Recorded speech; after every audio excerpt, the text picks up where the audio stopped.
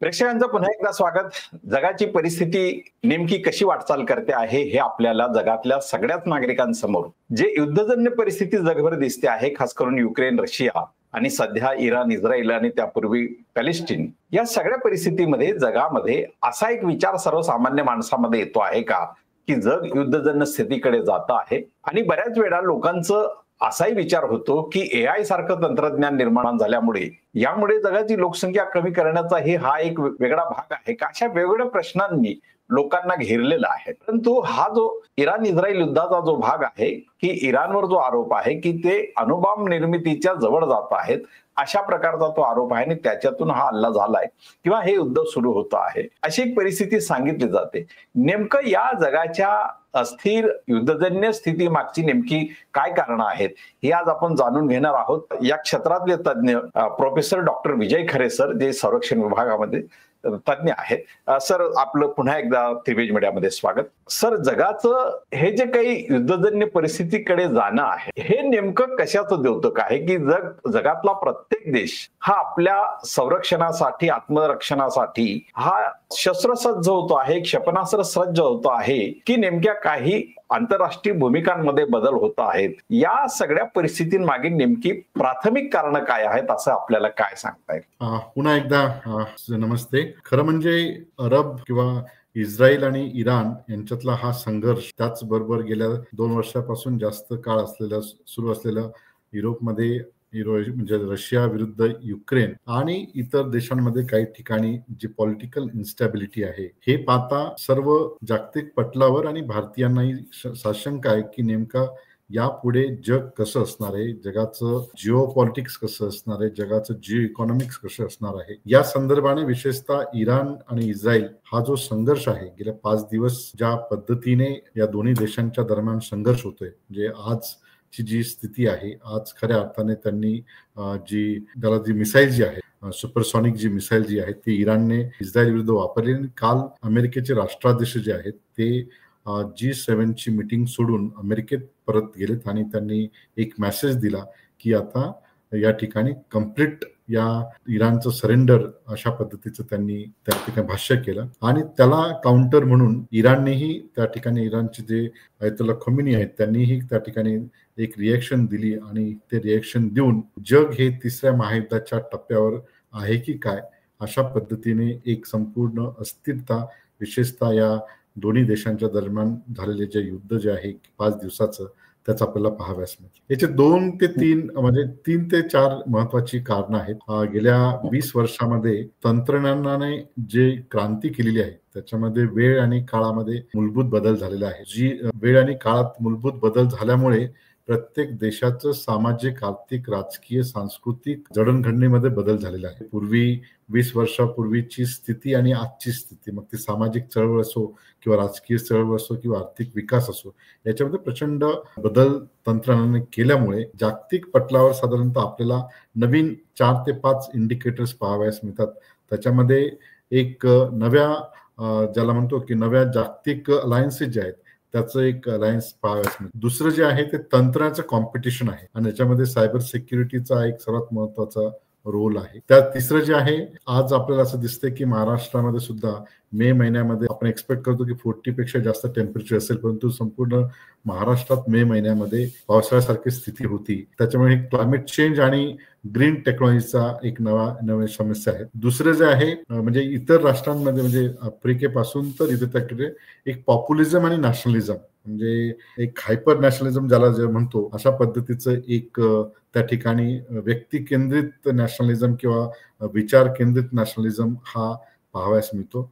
आणि 5वा जो फॅक्टर आहे तो अलायन्स जे आहेत, म्हणजे आज कालचा शत्रू तो आजचा मित्र आणि आजचा मित्र तो उद्याचा शत्रू, अशा पद्धतीत जिओ पॉलिटिकल सर्व घडामोडी घडल्यामुळे आज आपल्याला खऱ्या अर्थाने इराण आणि इस्रायलच्या संघर्षाच्या निमित्ताने आपल्याला पाहावयास मिळतो की जागतिक पटलावर एक ग्लोबल लिडरशिप क्रायसिस पाहावयास मिळतो.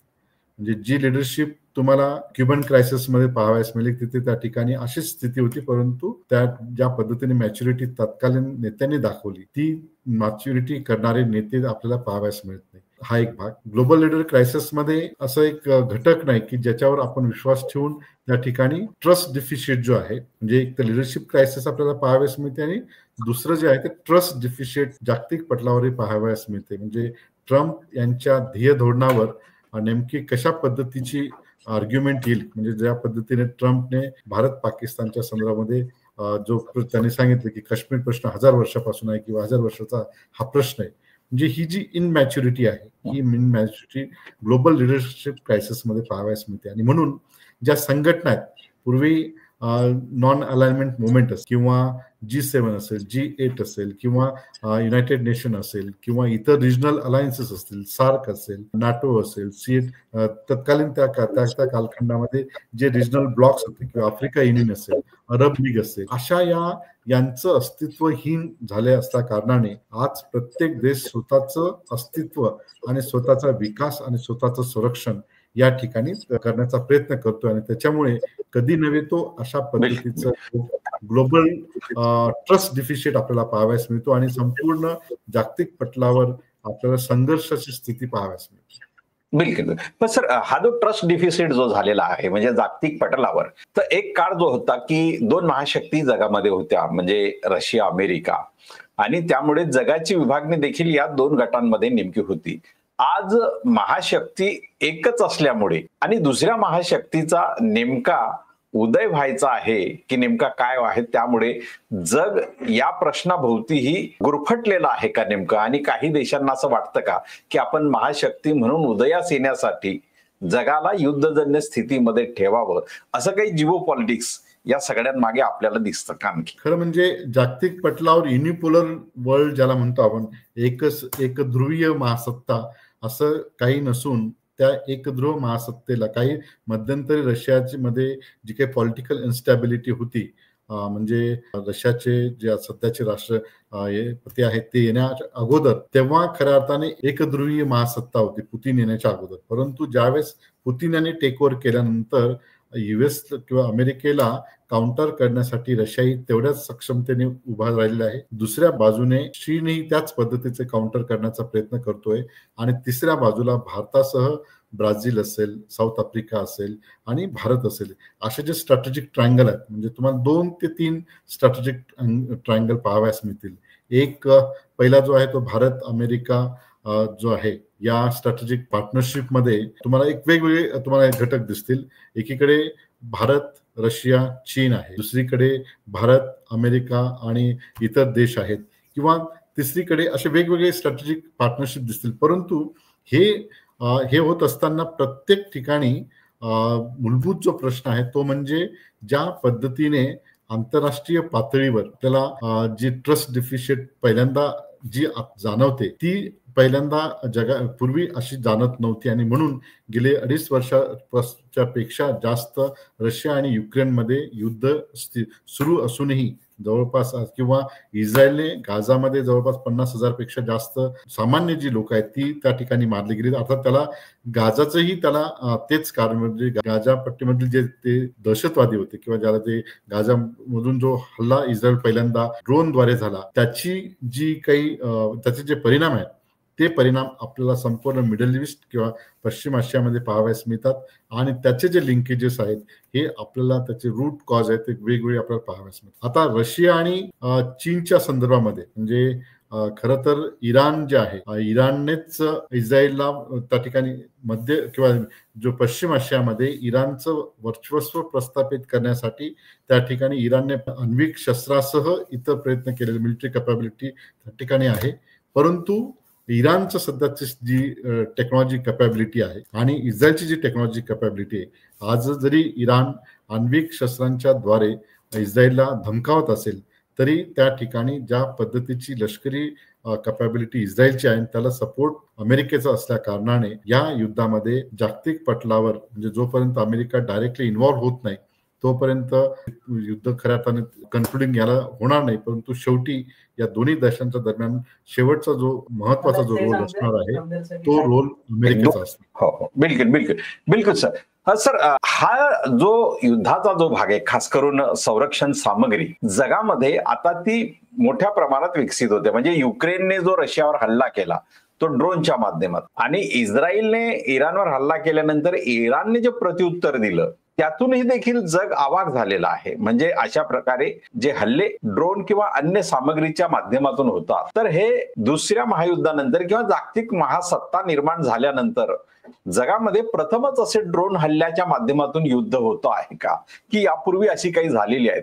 नेमकं या स्थिती संदर्भात नेमकी काय आपल्याकडे विश्लेषण आहे? जे मगाशी मी म्हटल्याप्रमाणे की तंत्रज्ञानात झालेल्या क्रांतीमुळे संपूर्ण जगाचं जे बॅटलफील्ड आहे याच्यामध्ये एक मोठा बदल पाहावयास मिळतो। आपल्याला ऑपरेशन सिंदूर मध्ये ज्या पद्धतीने भारताने ड्रोन वॉरफेअर किंवा ड्रोनच्या पद्धतीने पाकिस्तानच्या वेगवेगळ्या ठिकाणी हल्ले केले, त्याच्या किंवा युक्रेनने रशियातील जे स्ट्रॅटेजिक बेसिस आहेत ते ड्रोनद्वारे त्यांनी नेस्तानाबूत केले। आता ज्या पद्धतीने युक्रेनने म्हणजे एक बलाढ्य अशा रशियाच्या लष्करी साधन सामुग्रीवर हल्ले केले, असं बघता आपल्याला एक खऱ्या अर्थाने जागतिक पटलावर ॲसिमेट्रिक वॉर ज्याला म्हणतो, की जेव्हा दोन प्रबळ शक्ती, एक प्रबळ शक्ती असेल त्याच्या विरुद्ध एक वीक शक्ती असते, त्या ठिकाणी अशा पद्धतीचं तंत्रज्ञान कामात येतं।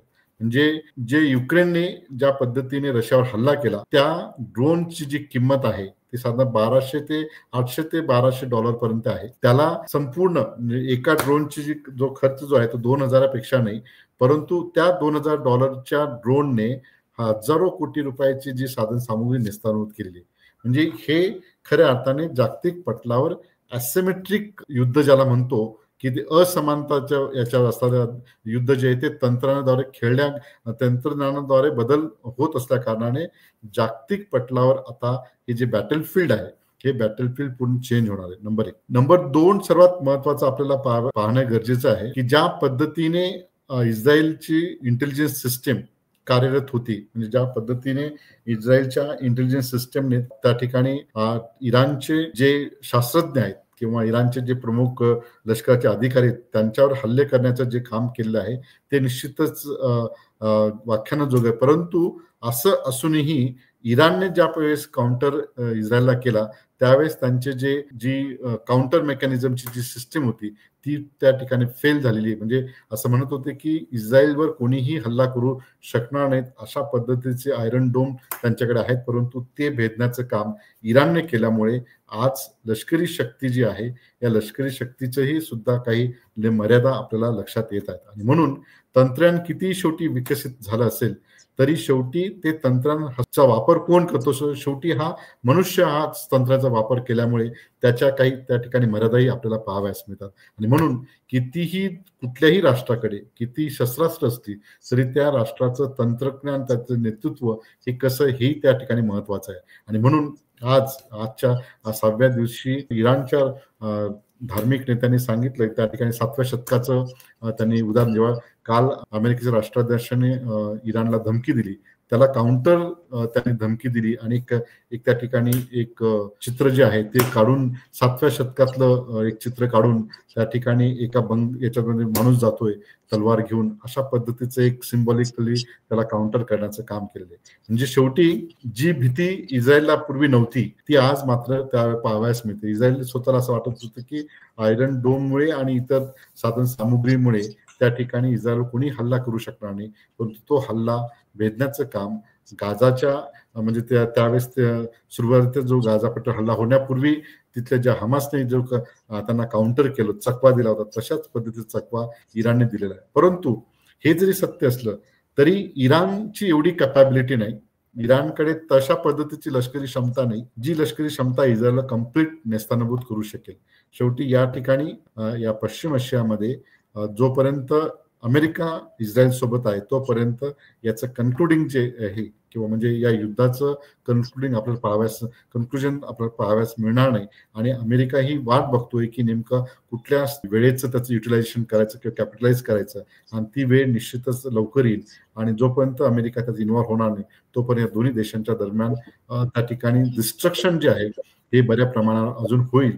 आणि एकदा जर डिस्ट्रक्शन झालं म्हणजे सिव्हिलियन कॅज्युअलिटी जी आहे, म्हणजे युद्धामध्ये इस्रायल जरी सांगत असेल की युद्ध होण्यापूर्वी आम्ही संदेश देतो की आता त्या ठिकाणी इस्रायलने सांगितलं किंवा अमेरिकेच्या राष्ट्राध्यक्षांनी सांगितलं की तुम्ही तेहरान हे खाली करून द्या. आता जवळपास 70 लाखापेक्षा जास्त लोकसंख्या त्या तेहरानच्या इराणच्या कॅपिटलमध्ये राहतात. 70 लाख लोकांचं रिव्हॅक्युएशन जर करणं हे कसं भयावह आहे, आणि जर त्या ठिकाणी तशा पद्धतीने टार्गेट झालं तर तो इंटरनॅशनल लॉचंही उल्लंघन आहे. परंतु मी मगाशी म्हटल्याप्रमाणे की युनायटेड नेशनसह इतर ज्या आंतरराष्ट्रीय संस्था आहेत, या संस्था केवळ नावाला आहेत, नावापुरत्या आहेत. त्या ठिकाणी त्याचं जे खऱ्या अर्थाने डेमोक्रेटायझेशन होणं गरजेचं होतं ते झालं नाही. ते केवळ या बलाढ्य राष्ट्रांच्या हातातलं बटीक किंवा बाहुलं असल्या कारणाने आपल्याला असं दिसेल की युनायटेड नेशनच्या रिझोल्युशनला केराची टोपली त्या ठिकाणी दाखवली जाते, आणि प्रत्येक वेळेस इस्रायल किंवा अमेरिका जे सांगेल त्या पद्धतीने त्या ठिकाणी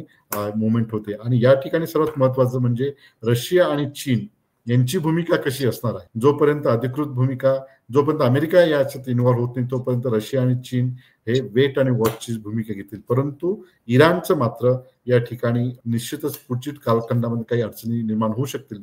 परंतु दुसरं असं की जर अमेरिका याच्यात इन्व्हॉल्व्ह झाला नाही तर मात्र इस्रायलची जे स्ट्रॅटेजिक बेसिस आहेत हे अजून डिस्ट्रॉय करण्यास इराणला अपयश येईल. कारण शेवटी इराणच्या बाजूला म्हणजे सिरिया असेल किंवा लेबनान असेल किंवा इतर त्या ठिकाणी म्हणजे सिरियाचा प्रश्न इस्रायलने सोडवला आहे. म्हणजे इस्रायल खऱ्या अर्थाने 3 ते 4 फ्रंटवर लढतोय. एकीकडे हमास असेल, दुसरीकडे पॅलेस्टाईन असेल, तिसरीकडे इराण असेल, चौथीकडे लेबनान असेल.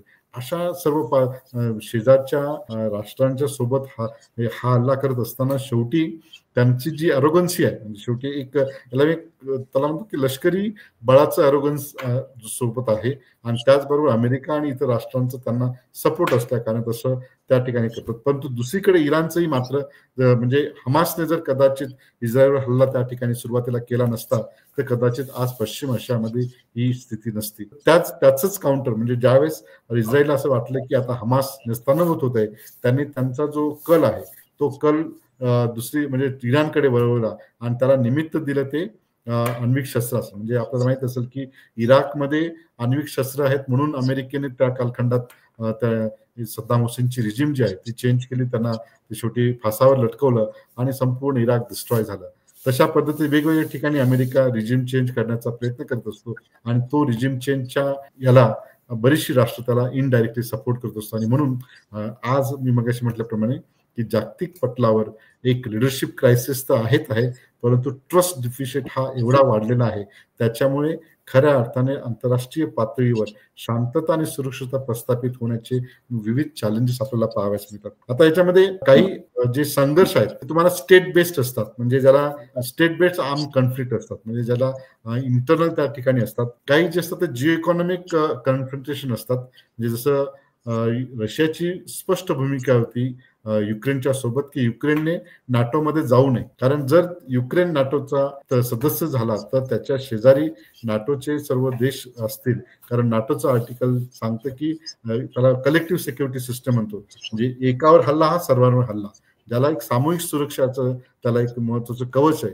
आणि जर त्याच्या संपूर्ण रशियाचं त्याच्यात एंट्री जी आहे ते त्या सी मधून आहे, त्या ब्लॅक सी मधून आहे, आणि तेच जर तो युक्रेन जर नाटोचा सदस्य झाला त्याच्या सुरक्षिततेला आणि त्यांच्या सप्लाय चेन मॅनेजमेंटला मोठा धोका होता, आणि तो होऊ नये म्हणून रशियाने शेवटी त्या युक्रेनच्या विरोधात लढाई केली. परंतु युक्रेनला सपोर्ट करणारी जी काही नाटोतली सदस्य आणि बलाढ्य राष्ट्र आहेत यांनी सपोर्ट केल्यामुळे आजही युक्रेन तग धरून आहे. म्हणून मी मगाशी म्हटल्याप्रमाणे आज प्रत्येक देश, प्रत्येक राष्ट्राध्यक्ष हे आपण किती श्रेष्ठ आहोत, आपण लोकशाही किंवा कॅपिटलिस्ट कशा पद्धतीने प्रयत्न करू याच्यावर त्याचं जास्त हे आहे. आणि अमेरिका फर्स्ट म्हणजे जो अमेरिका ज्याच्याकडे 23 ट्रिलियन पेक्षा जास्त इकॉनॉमी आहे, तो अमेरिका स्वतःच ट्रेड जो आहे तो ट्रेड कसा सुरक्षित राहील यासाठी चायनाला काउंटर करण्याचा प्रयत्न करतोय. चायनीज इकॉनॉमी असेल किंवा इतर भारताची इकॉनॉमी असेल किंवा जपानीज इकॉनॉमी असेल,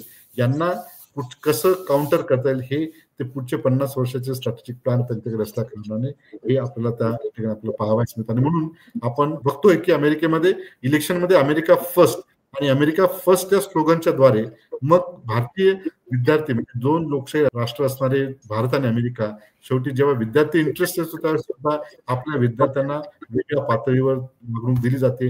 आणि आता म्हटलंय की त्या ठिकाणी भारतीय विद्यार्थ्यांना आम्ही फारसं त्या ठिकाणी शिक्षण संधी देणार नाही. म्हणजे अशी जी प्रश्न आहे शेवटी प्रत्येक देश आपल्या देशाचं राष्ट्रीय हित कसं सांभाळतील यासाठी त्या प्रयत्न करतो. पण सर म्हणजे मगाशी युक्रेनच्या संदर्भात आणि इराणच्या संदर्भात अमेरिका किंवा अमेरिकेच्या राष्ट्राध्यक्षांनी जी भूमिका घेतली आपल्याला जाहीर आहे की झेलेन्स्कीच्या अनुषंगाने जो वाद झाला होता आणि तो जाहीरपणे प्रक्षेपित झाला होता त्यावेळी युरोपीय देशांनी झेलेन्स्कीच्या बाजूने सहानुभूती दर्शवली होती आणि अमेरिकन राष्ट्राध्यक्षाच्या संदर्भात त्यांनी थोडासा मतभेद दर्शवला होता. परंतु इराणच्या संदर्भात मात्र ते अमेरिकेच्या राष्ट्राध्यक्षांच्या किंवा अमेरिकेच्या भूमिकेबरोबर आहेत.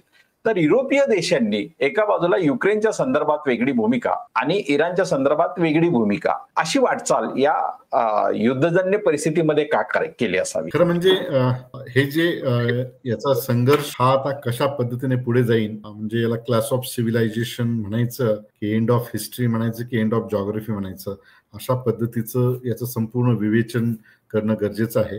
ही युरोपियन राष्ट्रांची एक स्वतःची मानसिकता आहे. म्हणजे भारतातून काहीही विकसित झालं तरी त्याला स्वतःला हे द्यायचं नाही. तशाच पद्धतीचं इतर त्या ठिकाणी म्हणजे इराणचं वर्चस्व मध्य आशियात किंवा पश्चिम आशियात होऊ नये यासाठी संपूर्ण इस्रायल आणि अमेरिका त्या ठिकाणी प्रयत्न करेल. आणि तशा पद्धतीची त्यांची जी मोनोपॉली स्ट्रॅटेजिक ऑटोनॉमीच्या नावाने किंवा स्ट्रॅटेजिक कॅपॅबिलिटीच्या नावाने ज्या पद्धतीचं त्यांचं इंटरव्हेन्शन आहे हे निश्चितच एक डिस्क्रिमिनेटरी फॉर्म मध्ये आहे. म्हणजे नॉन प्रोलिफरेशन ट्रिटी जी आहे आण्विक शस्त्रांच्या संदर्भामध्ये 1968ला ती एनपीटी जी आहे ती ट्रिटी आली. आता त्याच्यामध्ये 5 जी देश आहेत ही 5 देश जे युनायटेड नेशनचे परमनंट मेंबर सिक्युरिटी काउन्सिल सुरक्षा मंडळाचे जे 5 सदस्य राष्ट्र आहेत की जे सुरक्षा मंडळाचे परमनंट सदस्य आहेत यांच्या व्यतिरिक्त कोणीही आण्विक चाचणी करू नये. परंतु यांनी केलेल्या आण्विक चाचण्या त्यांनी त्या ग्राह्य धरल्या. तरीही भारत असेल, पाकिस्तान असेल, इस्रायल असेल, नॉर्थ कोरिया असेल, इराण असेल ही जी देश आहेत यांनी एनपीटीवर त्या ठिकाणी त्याला जुगारून त्या ठिकाणी आण्विक चाचण्या करून घेतलेल्या आहेत.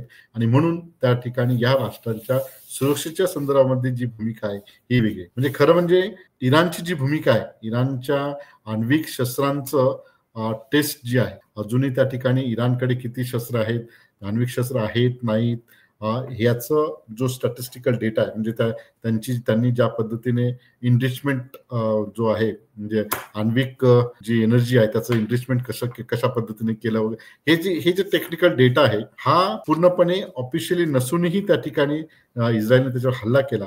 आणि तो हल्ला झाल्यामुळे निश्चितच अमेरिकेलाही असं वाटलं नव्हतं की इराण एवढ्या चांगल्या पद्धतीने इस्रायलवर काउंटर करू शकेल.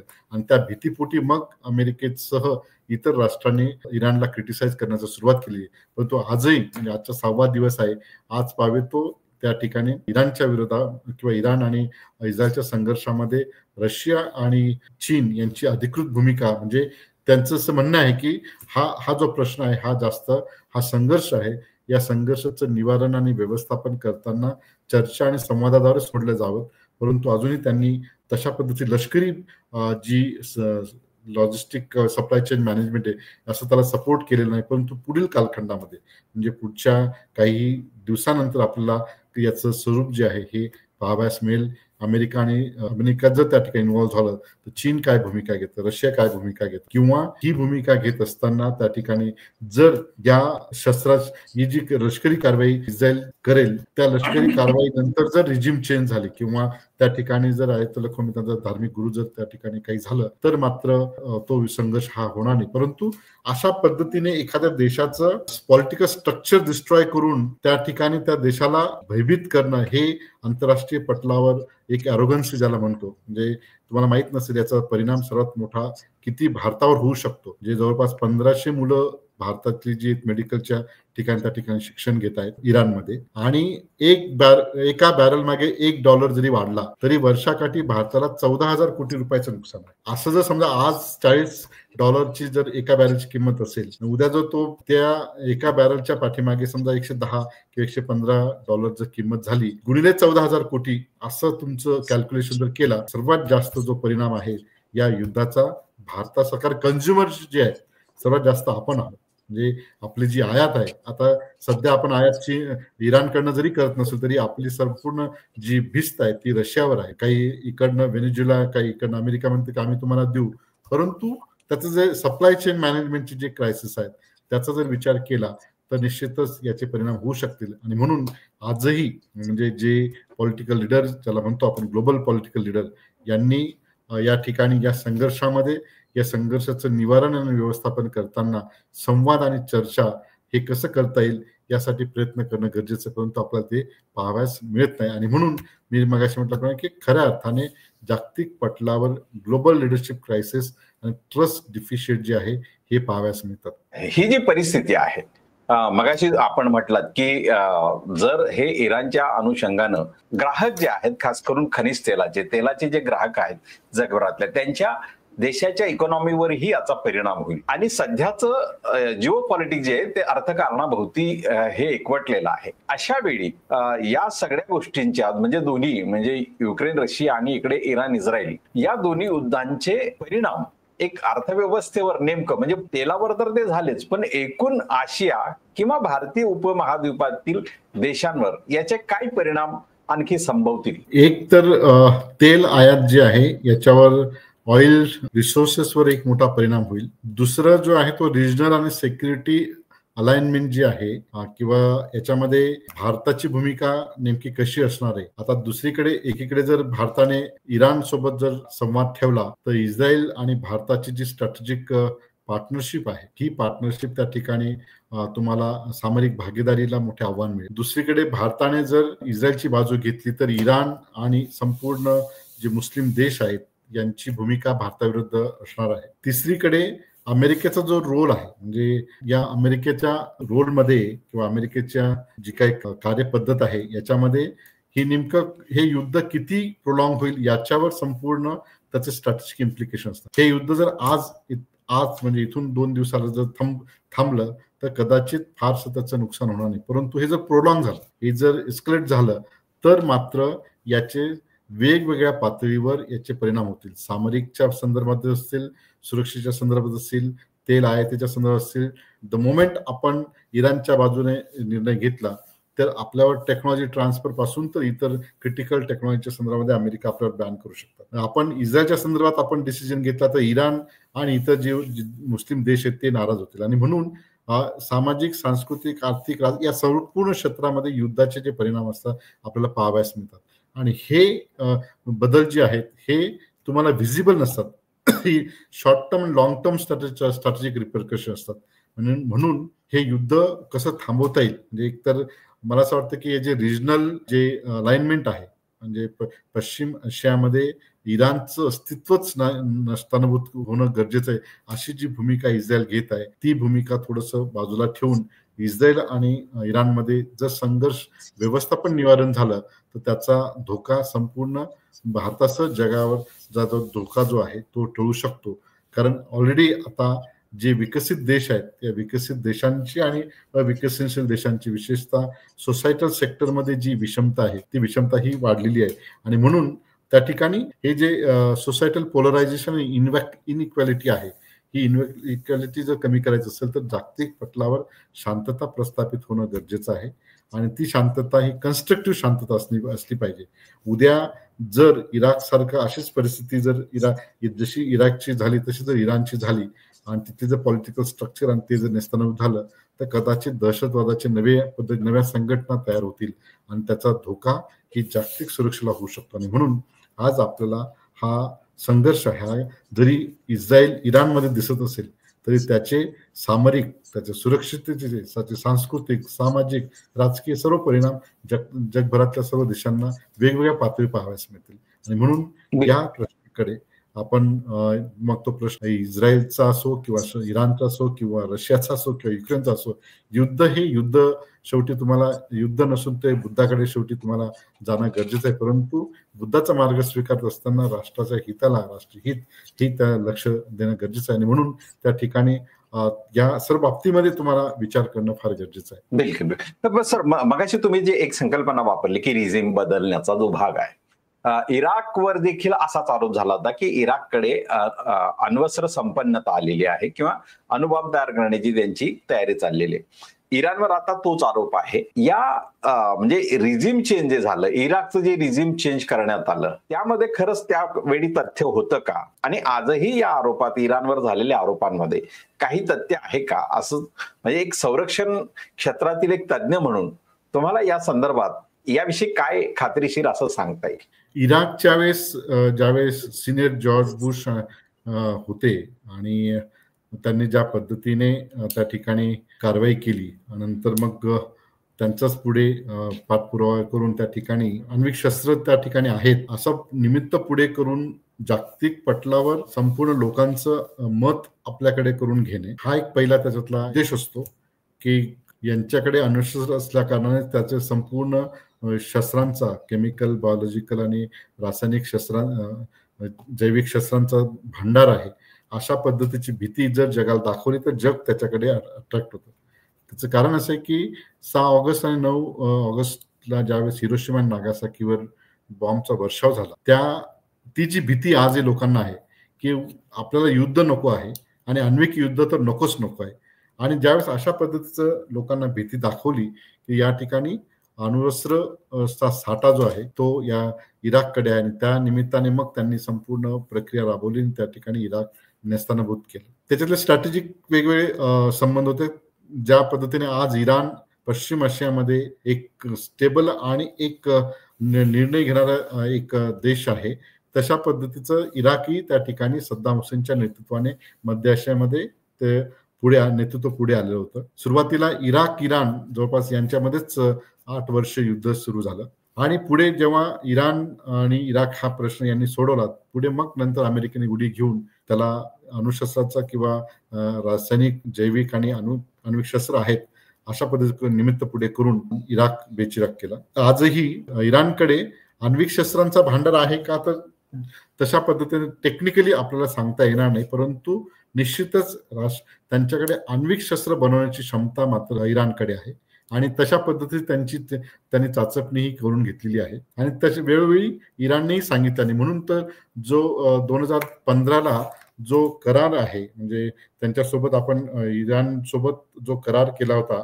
ज्याला म्हणतो आपण JCPOA, joint comprehensive plan of action, हा 2015मध्ये 5 जे देश आहेत, त्याच्यामध्ये China, France, Germany, Russia, UK, US, European union यांनी या JCPOA मध्ये सांगितलं की इराणकडे जी आण्विक शस्त्र आहेत त्या शस्त्रांचं भांडार हा वाढणार नाही, आणि त्याच्यावर पूर्णपणे त्या ठिकाणी इराण आण्विक शस्त्रांचं पुढे प्रोडक्शन करणार नाही. आणि या कराराद्वारे जे इराणवर सँक्शन्स लादले होते ते सँक्शन या JCPOAच्या कराराद्वारे ते रिलीज करण्यात आले, आणि पुढे मग त्या ठिकाणी हे जे आहे ह्या JCPOA मुळे इराण बऱ्यापैकी स्टेबल झाला. परंतु हे जेव्हा JCPOA ही जी 5+1 जे अग्रीमेंट आहे, त्याच्यामध्ये 5 permanent member in security council, त्याचबरोबर युरोपियन युनियन आणि विशेषतः जर्मनी यांनी त्या ठिकाणी लीड घेऊन इराणवर ऑलरेडी कंट्रोल करून त्यांचं संपूर्ण मॉनिटरिंग केलं. आता हा JCPOAच्या करारामधून अमेरिकेने बाहेर यावं यासाठी इस्रायल प्रयत्न करतोय, आणि इस्रायलला अशी सातत्याने भीती आहे की इराणकडे आण्विक शस्त्र आहेत, आणि त्या आण्विक शस्त्रांचा वापर इराण इस्रायलच्या बेचिरा करण्याचा प्रयत्न करेल, अशा पद्धतीची त्यांची एक हे आहे. म्हणजे खरं म्हणजे इस्रायलचं पॉप्युलेशन साधारणतः 90 लाख आहे, म्हणजे, आणि इस्रायलचा देशही तसा छोटा आहे, आणि ती भीती असणं स्वाभाविक आहे. तर सभोवताली सर्व त्यांचे देश ज्यांच्याशी हमास आहे, पॅलेस्टाईन आहे, लेबनान आहे, सिरिया आहे, इतर जे यांची जी आहे भीती आहे. परंतु म्हणून एखाद्या राष्ट्राकडे शस्त्रास्त्र निर्मितीची क्षमता असणे म्हणून त्यांची रिजिम चेंजच्या नावाने त्याला संपूर्ण नेस्तानाबूत करणे, ही जी मानसिकता ही जागतिक पटलावर चुकीची आहे, आणि तिला स्वीकार्य नाही. हा एक भाग, म्हणजे त्या देशाचा तो अधिकार आहे. तुम्हाला त्याच्यावर काही आक्षेप असतील तर AIEच्या द्वारे किंवा युनायटेड नेशनच्या द्वारे तिथे इकॉनॉमिक सँक्शन करून त्या देशाची कोंडी करून आपण तो प्रश्न सोडू शकतो, परंतु डायरेक्ट लष्करी कारवाई करून एखाद्या देशाला नेस्ताभूत करणं हे तसं चुकीचं आहे. आणि इराणचंही त्या ठिकाणी हमासला आणि इतर लेबनान आणि इतर ठिकाणी ज्या पद्धतीने स्ट्रॅटेजिक सपोर्ट जो आहे तोही देणं हा चुकीचं आहे. आणि म्हणून जागतिक पटलावर आपल्याला मी मगाशी म्हटल्याप्रमाणे खऱ्या अर्थाने ट्रस्ट डिफिशिएट आणि लिडरशिप क्रायसिस आपल्याला पाहावयास मिळतात. त्याचं कारण असं आहे की इथे विश्वास हा कोणावर नाही. इथे लिडरशिपची जी पूर्वी जी म्हणजे एक जसं युथांट असतं युनायटेड नेशन मधले किंवा इतर जे त्यावेळेस गर्बाचे असतील किंवा एक त्यांना एक ग्लॅमर होतं, त्यांच्या शब्दाला मान होता, तसं आज अमेरिकेचे राष्ट्राध्यक्ष बोलतात तर लोक हसतात, अशा पद्धतीची काही स्थिती निर्माण म्हणजे त्यांनाही नेमकं जे कशा एक बलाढ्य असं देश की त्या देशाची लोकशाहीची एक मोठी परंपरा आहे, परंतु त्या देशाचे राष्ट्राध्यक्ष जेव्हा बोलतात त्यावेळेस लोक त्या ठिकाणी त्याची म्हणजे सिरियसनेस घेत नाही. म्हणजे याचा अर्थ की एखाद्या राष्ट्राकडे कितीही लष्करी शक्ती असेल, किती आर्थिक शक्ती असेल, किती आण्विक शस्त्र असतील, किती रासायनिक शस्त्र असतील, किती जैविक शस्त्र असतील, तरी त्या देशाची लिडरशिप किती मॅच्युअर आहे याच्यावर तर देशाचं भवितव्य ठरलं असतं, परंतु ते आपल्याला दिसत नाही. म्हणून मी मगाशी म्हटल्याप्रमाणे सुरुवातच मी इथून केलेली आहे की हे leadership crisis, global leadership crisis आणि ग्लोबल डिफिशिएट क्रायसिसमुळे हे संघर्ष आपल्याला पाहावयास मिळतात. आणि याला वेगळे अजून आयाम आहेत, म्हणजे जागतिकीकरणाचा आयाम आहे, तंत्रज्ञानात विकसित झालेलं जे वेळ आणि काळ जो बदल त्याचा तो आयाम आहे, आणि वेगवेगळे क्षेत्र जे आहेत याच्यामध्ये मोनोपॉली. आणि म्हणून आपल्याला या सर्व पातळीवर या प्रश्नांचे वेगवेगळ्या पद्धतीने अनालिसिस करणं गरजेचं आहे. बिलकुल. पण सर, या संदर्भामध्ये एक शेवटचा प्रश्न मी असा विचारू पाहतो की जग जे आहे की ते दोन गटात विभागत आहे का? म्हणजे एका बाजूला रशिया, चीन, दुसऱ्या बाजूला अमेरिका, म्हणजे सकृतदर्शिनी तरी असं स्वरूप दिसतं आहे. तर काय नव्या महाशक्तीच्या उदयासाठी या परिस्थितीला अनुकूल मानून रशिया, चीन वगैरे सारखे देश प्रयत्न करत आहेत का? असं काही राजकारण यामागे दिसत आहे का, किंवा या परिस्थितीत त्यांना दिसत आहे का? खरं म्हणजे माझं पर्सनल असं काही नसतं, एक ध्रुवीय असं. प्रत्येक राष्ट्र हे स्वतःच्या राष्ट्रीय हितासाठी लढत असतो. म्हणजे अमेरिकेचं ट्रेड जेव्हा त्याला दिसलं की डिफिशिएट आहे चीन सोबत, तो ते काय म्हणतात की कुठल्याही ट्रेडवर हल्ला म्हणजे अमेरिकेवर हल्ला, पाकिस्तानच्या रिलिजनवर हल्ला म्हणजे पाकिस्तानच्या रिलिजनवर हल्ला, भारताच्या कॉन्स्टिट्यूशनच्या कोर हल्ल्या याच्या विषयावर हल्ला म्हणजे राष्ट्रीय सुरक्षा धोका. म्हणजे मला वाटतं की हे जे स्ट्रॅटेजिक ध्रुवीकरण आहे हे तुम्हाला आज आपल्याला म्हणजे रशिया चीन यांची स्ट्रॅटेजिक अलायन्स जरी किती असली तरी रशिया चीनच्या बाबतीमध्ये साशंक आहे, चीन रशियाच्या बाबतीमध्ये साशंक आहे, भारत चीन किती करार झाले तरी दोघंही एकमेकांमध्ये साशंक आहेत. एकीकडे चीन आणि अमेरिका या दोघांमध्ये मैत्रीपूर्ण वाटत तरी ते आज एकमेकांशी साशंक आहेत. आंतरराष्ट्रीय पातळीवर हे जे स्ट्रॅटेजिक अलायन्सेस असतात हे अलायन्स सब्जेक्ट टू कंडिशन असतात. म्हणजे त्यांचे इंटरेस्ट जोपर्यंत असतात तोपर्यंत they are very good. The moment त्यांचे इंटरेस्ट डिस्टर्ब झाले की ते एकमेकांशी भेटतात. आणि म्हणून हे जे कालपर्यंत म्हणजे रशिया जे आहे ज्या पद्धतीने इराणच्या बाजूने किंवा चीनच्या बाजूने बोलतोय तर अजूनही अधिकृत त्या ठिकाणी इन्व्हॉल्व्ह झालेला नाही. आणि म्हणून हे संपूर्ण वेट अँड वॉचची भूमिका घेऊन आंतरराष्ट्रीय पातळीवर आपल्या राष्ट्रीय हिताला बाधा येणार नाही अशी भूमिका वेळोवेळी घेत असतात. आणि म्हणून ती जी आणि हा जो ट्रेंड आहे हा ट्रेंड 1990च्या दशकांत आपल्याला पाहावयास मिळतो. पूर्वी मात्र एक बायपोलर वर्ल्डमध्ये एकदा तुम्ही त्या बायपोलर वर्ल्डचा whether it you are under social USSR bloc असं किंवा US ब्लॉक ती तुम्हाला सिक्युरिटीची गॅरंटी होती. म्हणजे नाटो ही संघटनेमध्ये जो सदस्य आहे युक्रेन नाटोमध्ये का त्या ठिकाणी सहभागी होत होता, कारण त्याला एका तुमची सुरक्षा ती माझी सुरक्षा, माझ्यावर हल्ला हा तुमच्यावर हल्ला, असं जे कलेक्टिव्ह सिक्युरिटी सिस्टीम होती असल्या कारणाने त्या ठिकाणी या रिजनल अलायन्सचं महत्व. परंतु त्या नाटोमधून अमेरिका आता स्वतःला सांगतो की आम्ही बाहेर पडणार आहोत.